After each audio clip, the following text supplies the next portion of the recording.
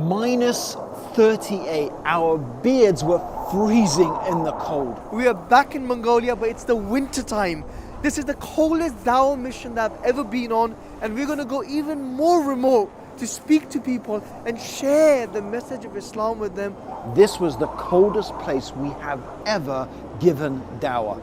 We hired a van and headed deep into Western Mongolia to give Dawah to nomadic tribes.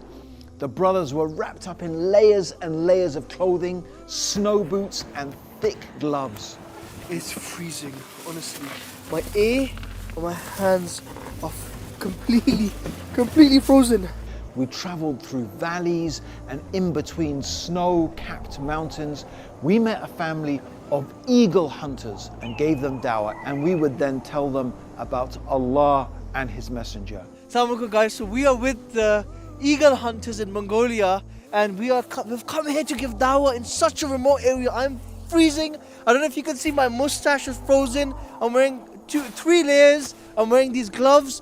It's very, very difficult. As you can see, the snow is gone now because of the sun and a lot of wind, but this was covered in snow. We're going to visit some gurs and some nomadic tribes and tell them about Allah and His Messenger. Share this beautiful message with them. Has he ever heard La ilaha illallah Muhammadur Rasulullah? So we believe that the Qur'an was revealed to the last and final prophet, who was Prophet Muhammad sallallahu alaihi wasallam. And after him, no more prophets will come.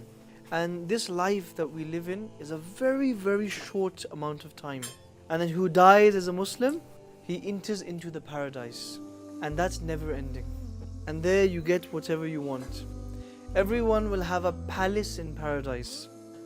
But there's one condition, for you to easily get into paradise.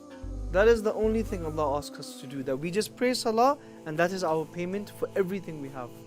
We had amazing conversations and gave out many Qur'ans in the Mongolian language, alhamdulillah.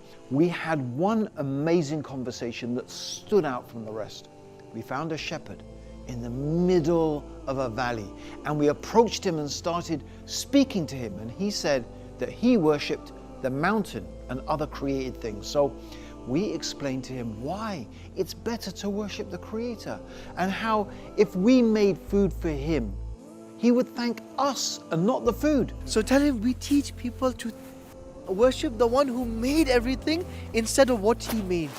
And the people will be questioned, when the message came to you, did you believe? And he agreed, and he said it makes sense. We told him about the Qur'an and then gifted him a copy with a Mongolian translation. Because of your support, we're getting over 10,000 shahadas a month. Allahu Akbar.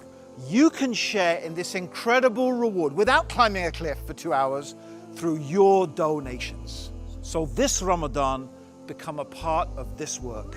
Click the button or the link and donate now. We don't discriminate against any race, religion, or gender. This message is for everybody.